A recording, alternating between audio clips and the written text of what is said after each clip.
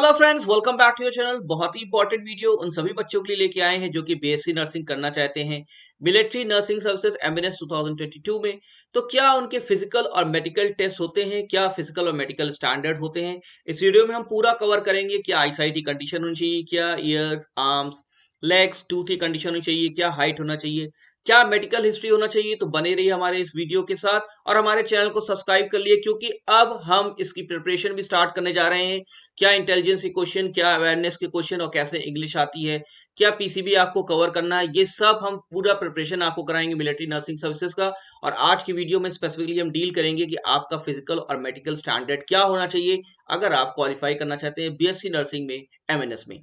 तो वीडियो की तरफ आगे बढ़ते हैं। तो सबसे पहले हम बात करेंगे, अगर आप बीएससी नर्सिंग परस्यू करना चाहते हैं एमएनएस में, तो आई से हम स्टार्ट करते हैं। आई विजन क्या होना चाहिए। देखिए, आपके पास कोई कलर ब्लाइंडनेस नहीं होनी चाहिए। कलर ब्लाइंडनेस का मतलब क्या होता है, देखिए बगल में मैंने एक चित्र बना रखा है, इसमें आप पिक्चर में देख सकते हैं कि आपको रिकॉग्नाइज कर पाए, कलर डिफरेंसेस आप रिकॉग्नाइज कर सके कि कितना नंबर आ रहा है। तो ये कलर ब्लाइंडनेस की प्रॉब्लम नहीं होनी चाहिए, क्योंकि ये हेरिडिटरी ही प्रॉब्लम होती है, आप सभी साइंस के स्टूडेंट हैं, जानते होंगे। इसी के साथ साथ बहुत सा क्वेश्चन ये आता है कि विजन टेस्ट कैसा होना चाहिए, विजन हमारा आईसाइट कैसा होना चाहिए। तो बिल्कुल यहाँ पे आईसाइट की टेस्टिंग होती है। ये कुछ रीडिंग्स हम कराया जाता है, जैसे चार्ट में पढ़ाया जाता है लेटर्स, ग्लास के साथ भी और ग्लासेस के बगैर भी। ठीक है, रीडिंग और फिगर का टेस्ट होता है। ठीक है, और आईसाइट जो है 6x6 होनी चाहिए, चाहे आप ग्लासेस के साथ हो चाहे ग्लासेस के साथ नहीं हो, मतलब आप चश्मा लगा सकते हैं। ये चीज मैं बिल्कुल क्लियर कर दूं, कई बच्चों के क्वेश्चंस आते हैं कि क्या अगर हम चश्मा लगाते हैं, स्पेक्स लगाते हैं, ग्लासेस लगाते हैं, तो क्या हम अलाउड हैं। बिल्कुल आप अलाउड हैं। ग्लासेस आपका विजन अप टू -2.50 बिल्कुल अलाउड है। साथ ही साथ अगर आप ग्लास पहन रहे हैं तो उसकी कंडीशन 6/12 से ज्यादा वर्स नहीं होनी चाहिए। ठीक है, तो ओवरऑल ये कहा जाए कि नॉर्मल विजन है तो बहुत अच्छी बात, लेकिन आप ग्लास भी पहन रहे हैं तो ग्लास के बाद भी विजन आपको नॉर्मल आ रहा है, तो आप बिल्कुल स्पेक्स के साथ इसमें पार्टिसिपेट कर सकते हैं। ठीक है, मायोपिया जिनके साथ है उनकी लिमिट जो रखी गई है वो 0.75 डी होती है, इससे ज्यादा नहीं, इससे कम नहीं होनी चाहिए। हाइपरमेट्रोपिया की लिमिट भी +1.5 डी है। तो ये पूरा पिक्चर आप देख लीजिए। तो आईसाइट में क्या जरूरी जरूरी बातें हो गई कि कलर ब्लाइंडनेस नहीं होना चाहिए और आपकी आईसाइट 6x6 होनी चाहिए। चश्मा आप लगा रहे हैं तब भी नॉर्मल विजन आ रहा है तो कोई प्रॉब्लम नहीं है। और मायोपिया की लिमिट और हाइपरमेट्रोपिया की लिमिट आपको क्लियर कर दी है, तो बहुत मेजर इशू नहीं है, आप स्पेक्स के साथ ही पार्टिसिपेट कर सकते हैं। आइए नेक्स्ट कंडीशन की तरफ चलते हैं, ईयर चेकअप की बात करते हैं। तो ईयर चेकअप भी यहाँ पे होता है, उसमें वैक्स टेस्ट होता है, आपके कान में कोई इन्फेक्शन नहीं होना चाहिए, वैक्सेस बहुत ज्यादा प्रोड्यूस नहीं होना चाहिए, अगर है तो आप क्लियर आउट करा लीजिए, कोई ऐसी बात नहीं। पहले से आप ईयर इन्फेक्शन का अगर कुछ है तो इलाज कर लीजिए। अगर आपका कान बहता है तो ऐसा लगे वेबर टेस्ट यहाँ पे होता है, अगर आपको कोई ऐसी कंडीशन है तो पहले से उसका क्योर करा लीजिए। ठीक है, टूथ काउंटिंग इन कंडीशन होती है, टूथ में कोई इन्फेक्शन नहीं होना चाहिए, उसकी काउंटिंग भी होती है, वो आपके प्रॉपर होनी चाहिए। ग्रूम्ड हेयर होनी चाहिए, आपके हेयर वेयर सब प्रॉपर रहने चाहिए अगर आप फिजिकल में पार्टिसिपेट करने जा रहे हैं। और अंडर आर्म्स और प्यूबिक हेयर आपके क्लीन होने चाहिए, ये तो एक मिनिमम स्टैंडर्ड है पार्टिसिपेट करने का।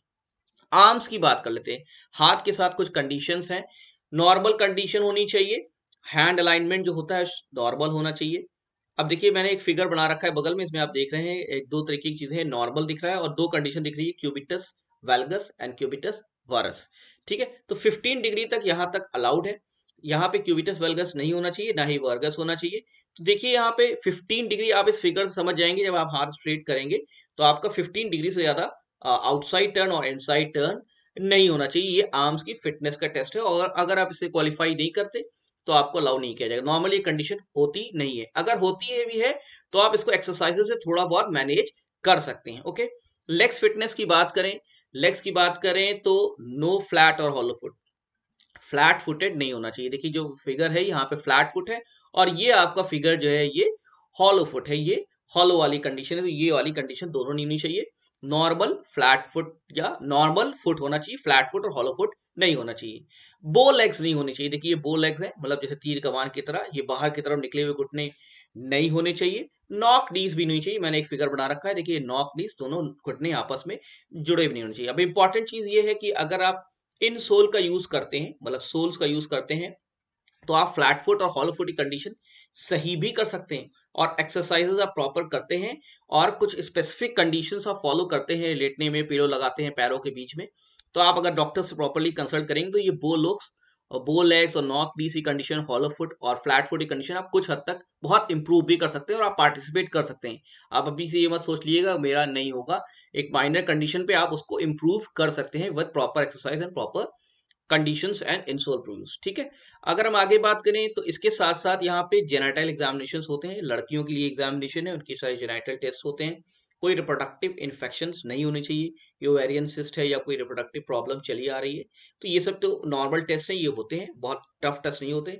हेमोरॉइड्स नॉर्मल होने चाहिए, हेमोरॉइड्स मतलब समझ रहे हैं कि बाकी ऐसा कोई एनल में डिस्टर्बेंस नहीं हो कि जिसकी वजह से कोई कंडीशन हेमोरॉइड वाली क्रिएट होती हो।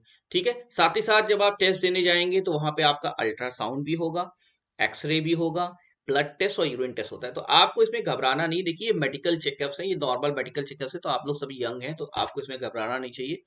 ब्लड प्रेशर और ब्रोंकाइटिस टेस्ट होता है। तो ओवरऑल बात करें पूरा बॉडी का फिजिकल चेकअप होता है, आपका यूएसजी में कोई ऐसी मेजर कोई डिजीज ना निकल आए, या आपका एक्सरे में कोई प्रॉब्लम आ रही हो, या ब्लड यूरिन टेस्ट में कोई मेजर जैसे डायबिटीज हो गई, ब्लड प्रेशर नापा जाता है, ब्रोंकाइटिस एस्थमेटिक नहीं होना चाहिए। तो एक नॉर्मल जो होता है, अगर कोई मेजर कंडीशन है, डिजीज है, तो प्रॉब्लम आती है, वरना नॉर्मल कंडीशन है, सभी लोग इसको क्वालिफाई कर ले जाते हैं। ठीक है, आगे हम टेस्ट की बात करें तो हाइट यहाँ बहुत इंपॉर्टेंट है। 152 सेंटीमीटर, 152 सेंटीमीटर क्रेडिट है, अब इसको आपको होना ही चाहिए। ठीक है, north eastern region Gorkha region के लोग हैं तो उनके लिए 148 सेंटीमीटर की लिमिट रखी गई है। तो ये एक क्राइटेरिया ऐसा है जिसमें थोड़ी सी प्रॉब्लम हो सकती है, इसकी हाइट कम है, बाकी सभी कंडीशंस मैनेजेबल है। अगर आपके पास अंडरलाइन कोई डिजीज है उसका क्योर करा लीजिए, क्योर करा के आप ऑटोमेटिकली पार्टिसिपेट कर सकते हैं इसके फिजिकल और मेडिकल में भी। बीएमआई की बात करें तो बॉडी मास इंडेक्स होता है, आप नेट पे सर्च कीजिए कितना बीएमआई होना चाहिए, ये हाइट टू मास रेशियो होता है। ठीक है, तो ये नॉर्मल होना चाहिए, बिलो 23 होना चाहिए, अंडरवेट भी आप नहीं होने चाहिए, ओवरवेट भी नहीं होने चाहिए। तो आपकी जैसे जो उम्र होती है 18 से 24 ईयर्स के बीच में, तो नॉर्मली इसका बीएमआई भी नॉर्मल होता है, तो बहुत टेंशन की जरूरत इसमें नहीं होती। वेट केयर इंपॉर्टेंट है, वेट आपका बहुत ज्यादा नहीं होना चाहिए। एक छोटा सा फिगर मैंने बनाया कि ऐसा नहीं कि बहुत ज्यादा बेली आपकी निकली हुई है, थोड़ा सा कर्व्ड बेली रहनी चाहिए, मतलब जिसका वेट नॉर्मल रहेगा तो नॉर्मल ही बिहेव भी करेगा। तो मतलब हाइट एक 152 सेंटीमीटर की लिमिट है, बीएमआई नॉर्मल जो होती है रेंज उसमें होना चाहिए, और वेट के वेट ज्यादा नहीं होना चाहिए। तो ये प्रॉपर फिजिकल कंडीशंस है। अब इंपॉर्टेंट टेकअवेज क्या है, देखिए ये चीज बिल्कुल क्लियर हो गई कि आप जब इसमें पार्टिसिपेट करने जा रहे हैं तो आपको बिल्कुल पता होना चाहिए कि आईज की कंडीशन, तो आईज में आपकी स्पेक्स वाली कंडीशन कोई प्रॉब्लम नहीं है। ईयर आपका सही होना चाहिए, आपकी बॉडी में कोई अंडरलाइन डिजीज ना हो तो बेटर है। और अगर कोई प्रॉब्लम है बोनीज या नॉक डीज में या इनसोल में, तो इनसोल इंसोल यूज करके आप उसको भी मैनेज कर सकते हैं। अगर कोई ट्रीटमेंट चल रहा है प्रॉपरली इसका ट्रीटमेंट करा लीजिए।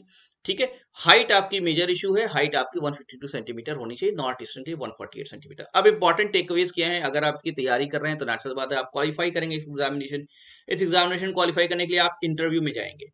ठीक है, तो जो इंटरव्यू का प्रोसेस होता है उसी समय साथ ही साथ मेडिकल हो जाता है, ऐसा नहीं होता अलग अलग होता है। जब इंटरव्यू हो रहा होता है तो at the same time interview के समय ही मेडिकल टेस्ट भी होने शुरू हो जाते हैं। आपका ब्लड टेस्ट, आपका यूरिन टेस्ट, आपका एक्सरे, आपका अल्ट्रासाउंड, आपके सारे ईयर टेस्ट, आई टेस्ट सब साथ में होने लगते हैं, तो अलग से नहीं होते। तो आपके पास मैं कह सकता हूँ कि रिटन एग्जामिनेशन क्वालिफाई करने के बाद 1-2 महीने का टाइम मिल जाता है इंटरव्यू का, तो उसमें जो आप पार्टिसिपेट करते हैं तब तक आपको अपनी हेल्थ अच्छी कर लेनी चाहिए अगर कोई प्रॉब्लम है। तो ये है कि आप हेल्दी रहिए, एक्सरसाइज करते रहिए, ऐसी एक्सरसाइज भी मत कर लीजिए कि अपने बॉडी को आप डैमेज पहुंचा ले, एंकल को डैमेज पहुंचा ले। जॉगिंग्स आप रेगुलरली करिए, हल्की जॉगिंग कीजिए, जैसे आपका वेट मेंटेन रहे, आपकी मेंटल हेल्थ फिजिकल हेल्थ भी अच्छी बनी रहे। आप सभी यंग हैं और आपको ये सब भी करना भी चाहिए, और इसमें भी मिलिट्री नर्सिंग आप आर्मी जैसी रेपिटेशन जगह ज्वाइन करने जाए तो यहाँ भी चीजें होनी चाहिए।